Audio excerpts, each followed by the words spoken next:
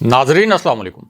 Inside news के नए programme के साथ मैं हूं इब्राहिम राजा और आज हम बात करेंगे कि 4 शिकस्त खुर्दा कमांडर्स की वज़ीर आज़म इमरान खान पर हमले की कहानी क्या है, प्राइम मिनिस्टर ने कैसे पलट कर इस हमले को उल्टा कर रख दिया, शहबाज शरीफ ने पर्दे के पीछे से क्या नई खतरनाक चाल चली, एक ताकतवर जनरल के मुतल्लिक किस किस्म की इतलात आ रही हैं और चौधरी परवेज़ इलाही को वज़ीर आला पंजाब बनाने के मुतल्लिक सबसे बड़ी खबर क्या है। हमारे जिन दोस्तों ने अब तक हमारे चैनल को सब्सक्राइब नहीं किया उनसे हम कहेंगे कि हमारे चैनल को सब्सक्राइब कर लें ताकि उन्हें अहम मालूमात बर वक्त मिलती रहें। अब वापस आते हैं आज के मौजू पर, यानी 4 शिकस्त खुर्दा कमांडर्स की वज़ीर आज़म इमरान खान पर हमले की कहानी क्या है और चौधरी परवेज़ इलाही को वज़ीर आला पंजाब बनाने के हवाले से क्या बड़ी खबर आई है।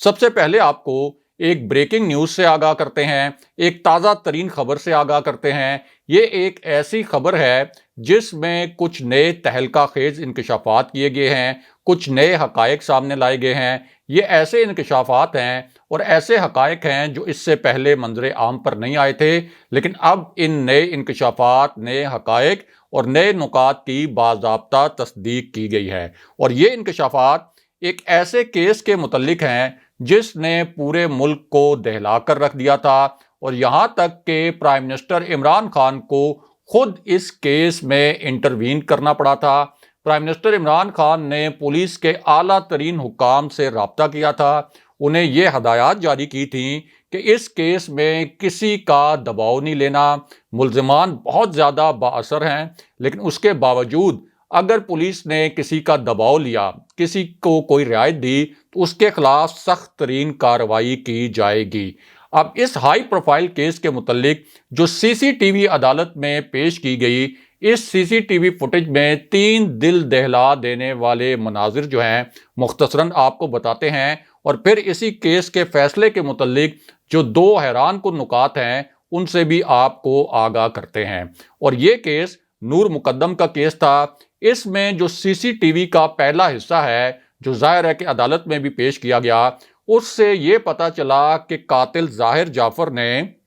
बाहर से खाने का ऑर्डर दिया था और इससे ये जाहिर हो गया कि कातिल बिल्कुल अपने होशो हवास में था और खाने की जो बाकियात हैं वो भी जाए वकूफ़ से मिली। उसके बाद इसी सीसीटीवी फुटेज में एक गार्ड रूम भी नज़र आया और इस गार्ड रूम में गार्ड को भी देखा गया। इसी फुटेज में यह भी देखा जा सकता है कि नूर मुकद्दम अपनी जान बचाने के लिए भागती हुई नज़र आती हैं और उन्होंने अपनी जान बचाने के लिए जब टेरेस से छलांग लगाई तो इस टेरेस से छलांग लगाने की जो फुटेज थी ये भी सीसीटीवी कैमरों में महफूज हो गई और अदालत में पेश की गई। उसके बाद 2 मिनट दौरानिए की एक और वीडियो सामने आई। ये बड़ी सनसनीखेज और आप कह सकते हैं कि दिलखराश किस्म की वीडियो थी, क्योंकि इस वीडियो में ये देखा जा सकता था कि कातिल ज़ाहिर जाफ़र सीढ़ियों से भागते हुए नीचे आता है। ये सीसीटीवी में मंजर कैद हो गया।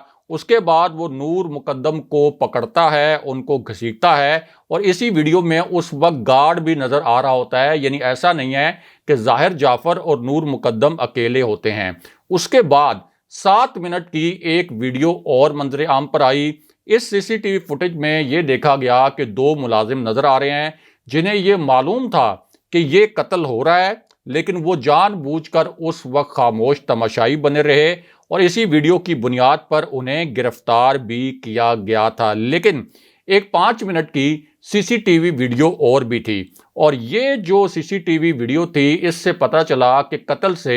42 घंटे पहले एक और किरदार भी घर में मौजूद था और ये वो वक्त था जब नूर मुकद्दम को यरगमाल बनाया जा चुका था ज़ाहिर जाफ़र की जानिब से। अब इसके बाद 11 मिनट की एक और वीडियो सामने आई, अदालत में भी पेश की गई। इस वीडियो में ये देखा जा सकता था कि फिजियोथेरापी की जो टीम है वो किस तरीके से कातिल के घर पहुंचती है। उसके बाद कातिल के घर की बैक साइड से जो ऊपर वाली मंजिल है उसकी जानिब ये टीम जाने की कोशिश करती है اور قاتل جو ہے فزیو تھراپی ٹیم کے ایک رکن کو حملہ کر کے زخمی بھی کر دیتا ہے۔ لیکن یہاں سے معاملے میں اب عدالت میں ایک نیا موڑ آیا، اور وہ موڑ یہ تھا کہ کچھ موبائل ڈیٹا کا نیا ریکارڈ بھی ملا، اور اس ڈیٹا کے مطابق قاتل نے قتل سے پہلے اپنے دوستوں، عزیزوں اور والد کے دوستوں کو 7 سے زائد مرتبہ کالز کیں۔ قاتل نے اپنی ایک خاتون دوست کو بھی کال کی اور یہ جھوٹ بولا کہ اس کے گھر بہت بڑی ڈکیتی ہو گئی ہے۔ اس کے ساتھ ساتھ اس بات کی بھی تصدیق ہوئی کہ قاتل نے نور مقدم کی والدہ کو خود کال کی اور نور مقدم کے متعلق یہ کہا کہ وہ میرے گھر موجود نہیں ہے، اور پولیس کی تحقیقات میں بھی یہ ثابت ہوا، جو پولی گرافک ٹیسٹ کیا گیا تھا، کہ نور مقدم کی والدہ کو گمراہ کرتا رہا یہ سفاک قاتل۔ تحقیقات میں یہ بات بھی سامنے آئی کہ اس بات کا قوی امکان تھا کہ اگر قاتل ظاہر جعفر کا ہمسایہ اس قتل کی اطلاع پولیس کو نہ دیتا تو پھر چونکہ اس قاتل کے پاس امریکی شہریت تھی تو وہ بیرون ملک فرار ہو سکتا تھا، کسی بھی ملک کے لیے فلائٹ لے سکتا تھا، وہاں سے ٹرانزٹ کے ذریعے امریکہ یا کسی اور ملک جا سکتا تھا، کیونکہ امریکی شہریوں کے لیے کئی ملکوں میں ویزا فری انٹری ہے۔ اور یہ بھی ثابت ہوا تھا تحقیقات کے اندر کہ معلوم تھا قاتل کے والدین کو کہ ان کا بیٹا اتنا بڑا جرم کر چکا ہے، لیکن آخری حد تک انہوں نے پولیس سے یہ بات چھپانے کی کوشش کی۔ لیکن اب اس کیس کا جو باضابطہ فیصلہ آیا ہے اس کے 2 نکات بڑے حیران کن ہیں۔ ایک تو آپ کو بتائیں کہ اس فیصلے میں جو قاتل ہے اس کو سزائے موت کے علاوہ دیگر دفعات کے تحت بھی سزائیں سنائی گئی ہیں، یعنی ایک تو اس کو سزائے موت سنائی گئی ہے، اس کے ساتھ ساتھ اسی قاتل کو حبس بے جا کی دفعہ 364 کے تحت 10 سال قید کی سزا بھی سنائی گئی ہے، اور 1 لاکھ روپیہ جرمانہ بھی عائد کیا گیا ہے۔ ظاہر جعفر کو دفعہ 342 کے تحت 342 کے تحت 1 سال قید بامشقت، 25 سال قید الگ اور 2 لاکھ روپے جرمانہ بھی عائد کیا گیا۔ لیکن فیصلے میں جو تھراپی ورکس کے تمام ملازمین تھے ان کو بری کر دیا گیا، جبکہ شریک ملزمان چوکیدار افتخار اور جو مالی تھا، جو سی سی ٹی وی فوٹیج میں نظر آئے، جن کے متعلق ہم نے آپ کو بتایا کہ عدالت میں سی سی ٹی وی فوٹیج پیش کی گئی تھی، ان کو 10 سال کی قید سنائی ہے عدالت نے۔ یعنی وہ چوکیدار اور وہ مالی جو کہ موجود تھے اس قتل کے وقت، اور انہوں نے اس قتل سے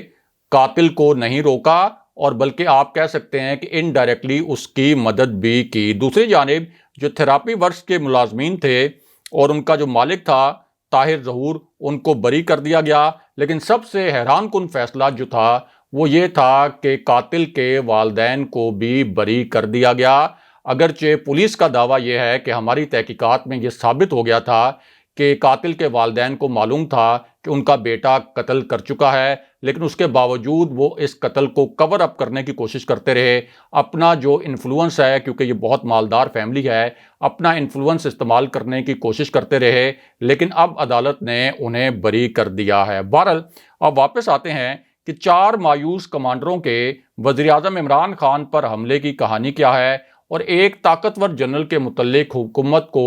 کیا انٹیلیجنس رپورٹ ملی۔ تو معاملہ یہ ہے کہ ایک حساس اور تازہ ترین اجلاس ہوا۔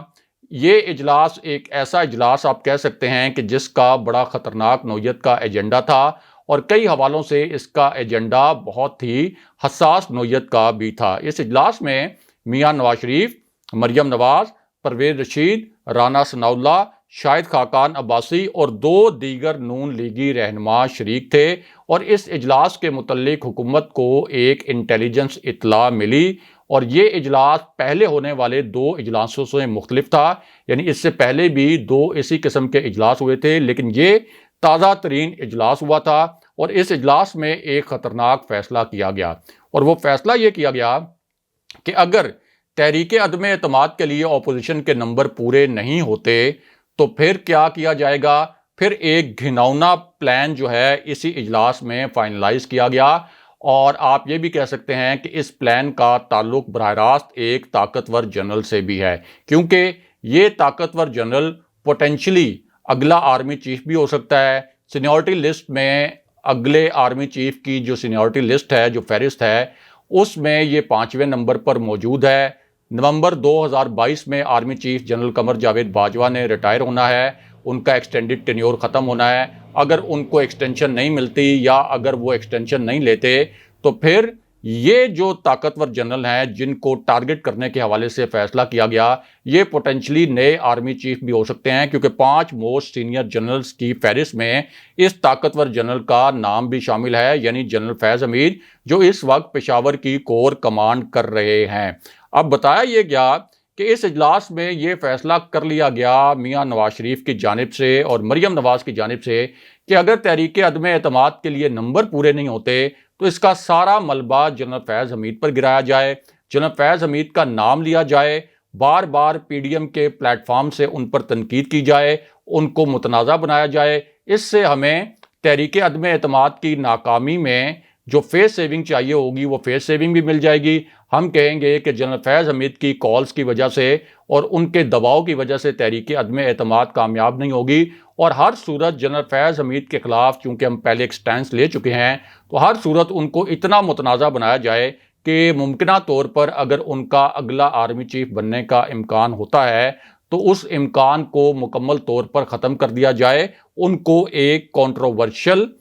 فگر بنا دیا جائے۔ یہ فیصلہ کیا گیا اس اجلاس میں، لیکن اس میں ایک حیران کن موڑ یہ ہے کہ حکومت کے پاس اس وقت اس تازہ ترین اجلاس کی انٹیلیجنس رپورٹ موجود ہے۔ یہ رپورٹ حکومت کو مل چکی ہے اور اسی وجہ سے اب حکومت نے باقاعدہ اور باضابطہ طور پر ایک تازہ ترین سٹیٹمنٹ جاری کیا ہے، اور اس رپورٹ کے متعلق یہ کہا گیا ہے کہ ہمارے پاس جو انٹیلیجنس ذرائع سے انفارمیشن آئی ہے ایک رپورٹ کی صورت میں، اس میں ہمیں پتہ چل گیا ہے کہ نون لیگ نے فوج کو تقسیم کرنے کے لیے کیا گھناؤنی سازش پلان کی ہے اور کس طریقے سے ایک جنرل کو ٹارگٹ کر کے یہ فوج کو آپس میں لڑانا چاہتے ہیں اور فوج کو تقسیم کرنا چاہتے ہیں۔ یہ حکومت کی جانب سے تازہ ترین سٹیٹمنٹ اب جاری کیا گیا ہے۔ بہرحال اب بات کرتے ہیں کہ 4 مایوس کمانڈروں کے وزیر اعظم عمران خان پر وار کی کہانی کیا ہے اور چودھری پرویز الہی کو وزیر اعلیٰ پنجاب بنانے کا جو ایشو ہے اس کے متعلق اصل حقائق کیا ہیں۔ تو معاملہ یہ ہے کہ شہباز شریف اور آصف علی زرداری کی جو تازہ ترین ملاقات ہوئی تھی اس میں شہباز شریف نے اپنا انپٹ دیا، آصف علی زرداری نے اپنا انپٹ دیا، لیکن 2 انکشافات اس میٹنگ کے متعلق نئے ہو گئے۔ ایک تو یہ کہ اس کے باوجود کہ کوئی 17-18 ارکان کے اوپر اپوزیشن کی جانب سے کام کیا گیا، ان کو لالچ دی گئی، کروڑوں روپے آفر کیے گئے، مسلم لیگ نون کا ٹکٹ بھی آفر کیا گیا، لیکن اس کے باوجود ان کے پاس نمبر گیم پوری نہیں ہو سکی تحریک عدم اعتماد لانے کے لیے۔ اسی وجہ سے یہ تجویز سامنے لائی گئی کہ پہلے تحریک عدم اعتماد ہم سپیکر کے خلاف لاتے ہیں تاکہ خفیہ رائے شماری ہو، اور خفیہ رائے شماری میں ہم کچھ لوگوں کو خرید لیں اور وہ اپنی شناخت کو ظاہر کیے بغیر ہمارے حق میں ووٹ دے دیں۔ لیکن اس کے بعد جب ان کو یہ پتا چلا کہ سپیکر کے خلاف تو ہو سکتا ہے کہ ہم خفیہ طریقے سے کچھ جوڑ توڑ کر لیں، لیکن پرائم منسٹر عمران خان کے خلاف تو کسی بھی صورت نمبر گیم پوری نہیں ہو رہی، تو اس کے بعد آصف علی زرداری ایک بہت خاص پیغام لے کر چودھری پرویز الہی کے پاس چلے گئے۔ حالانکہ ان کی ایک ملاقات چودھری پرویز الہی سے پہلے بھی ہو چکی تھی، لیکن اب جو تازہ ترین ملاقات ہوئی ہے اس کے متعلق ایک بڑا انکشاف ہوا ہے، کیونکہ شہباز شریف اور آصف علی زرداری کی جو میٹنگ تھی اس میں میاں نواز شریف کچھ دیر کے لیے ویڈیو لنک پر شریک ہو گئے تھے، اور ان کو ویڈیو لنک پر شریک کرنے کی وجہ یہ تھی کہ ان سے ایک معاملے پر گو اہیڈ لینا تھا، ان کا گرین سگنل لینا تھا، کیونکہ آصف علی زرداری نے بتایا کہ بلوچستان عوامی پارٹی اور جو دیگر اتحادی جماعتیں ہیں وہ اس وقت تک ہمارا ساتھ دینے کے لیے تیار نہیں ہوں گی جب تک کاف لیگ ہمارا ساتھ نہ دے، کیونکہ اسٹیبلشمنٹ کی سیاست کرتی ہے کاف لیگ کو ہم نے راضی کر لیا تو یہ باقی جماعتیں بلوچستان عوامی پارٹی، MQM اور GDA یہ بھی ہمارا ساتھ دینے پر راضی ہو جائیں گی، اور جہانگیر ترین گروپ کو بھی ہم آن بورڈ لے لیں گے۔ اور گرین سگنل یہ لیا گیا کہ ہم چودھری پرویز الہی کے پاس جائیں گے، ان کو کہیں گے کہ آپ نے ہم سے اگر تحریری طور پر بھی لکھوانا ہے تو لکھوا لیں، جس قسم کی گارنٹی آپ کہتے ہیں ہم آپ کو گارنٹی دیں گے، جس قسم کی ضمانت کہتے ہیں وہ ضمانت دیں گے، شریف فیملی کی جانب سے جو ضمانت درکار ہے وہ ضمانت دیں گے، ہم آپ کو بنائیں گے وزیر اعلیٰ پنجاب شہباز شریف کو اس لیے اس بات پر اعتراض نہیں کہ ہم نے فیصلہ کیا ہے کہ نئے سیٹ اپ میں ہم شہباز شریف کو پرائم منسٹر بنائیں گے، وزیر اعظم بنائیں گے، وفاق میں بھی کاف لیگ کو اس کے حصے سے زائد وزارتیں دیں گے اور پنجاب میں بھی وزارتیں دیں گے اور پنجاب کو مکمل طور پر کاف لیگ کے حوالے کر دیں گے۔ یہ نیا فارمولہ لے کر چودھری پرویز الہی کے پاس گئے آصف علی زرداری، لیکن ہوا کیا؟ ہوا یہ کہ ایک طرف تو یہ رابطہ کیا گیا تھا، دوسری جانب شہباز شریف، آصف علی زرداری، فضل الرحمان اور بلاول بھٹو نے ہارے ہوئے لشکر کی طرح اور ہارے ہوئے لشکر کے کمانڈرز کی طرح ایم کیو ایم، بلوچستان عوامی پارٹی اور جی ڈی اے سے بھی رابطہ کیا کہ کسی طریقے سے اب ہم جو دعویٰ کر بیٹھے ہیں کہ تحریک عدم اعتماد کامیاب بنائیں گے تو ہمارے نمبر پورے ہو جائیں۔ لیکن ہوا یہ کہ چودھری پرویز الہی نے آصف علی زرداری کی بات تحمل سے سنی، ان کو ویلکم بھی کیا اور ان کی بڑی خاطر تواضع بھی کی، کیونکہ چودھری پرویز الہی جو ہیں وہ بڑے وفادار قسم کے سیاسی انسان ہیں، سیاسی شخصیت ہیں۔ اس کے بعد چودھری پرویز الہی نے پولائٹلی یہ کہہ دیا ذرائع کے مطابق آصف علی زرداری کو کہ آپ مجھے کہہ رہے ہیں کہ میں شریف خاندان کے اوپر ٹرسٹ کروں اور یہ مجھے وزیر اعلیٰ بنا دیں گے، میں آپ سے کہتا ہوں کہ آپ بھی شریف خاندان کے ساتھ ڈیل کرتے ہوئے، ان سے بات چیت کرتے ہوئے ذرا احتیاطی رکھیں اور ذرا آپ محتاط رہیں۔ آپ کو پتہ نہیں ہے کہ شریف خاندان اپنی کمٹمنٹس کو پورا کرنے کے حوالے سے کتنا کمزور ہے اور ان کا ٹریک ریکارڈ کتنا خراب ہے، اور دوسرا کم سے کم یہ جو 5 سال ہیں، ان 5 سالوں میں تو ہم تحریک انصاف سے الگ نہیں ہو سکتے، ہمارا معاہدہ بھی ہے۔ اور تیسرا، بٹوین دی لائنز انہوں نے آصف علی زرداری کو یہ بھی میسج دے دیا کہ اسٹیبلشمنٹ نہیں چاہتی کہ ہم تحریک عدم اعتماد کی حمایت کریں۔ دوسری جانب پرائم منسٹر عمران خان کے پاس یہ جو تمام انٹیلیجنس رپورٹس تھیں اس جوڑ توڑ کے حوالے سے اور وزیر اعلیٰ پنجاب کی آفر کرنے کے حوالے سے چودھری پرویز الہی کو یہ تمام انٹیلیجنس رپورٹس بھی پہنچ گئیں، اور حکومت نے پھر ایک جوابی حکمت عملی بھی بنائی۔ وہ جوابی حکمت عملی یہ تھی کہ اگر تحریک عدم اعتماد آئے گی تو پھر حکومتی اور اتحادی ارکان قومی اسمبلی کے ایوان میں ہی نہیں جائیں گے، تاکہ ان کا کوئی بھی رکن خفیہ طریقے سے یا آپ کہہ لیں کہ خرید و فروخت کے نتیجے میں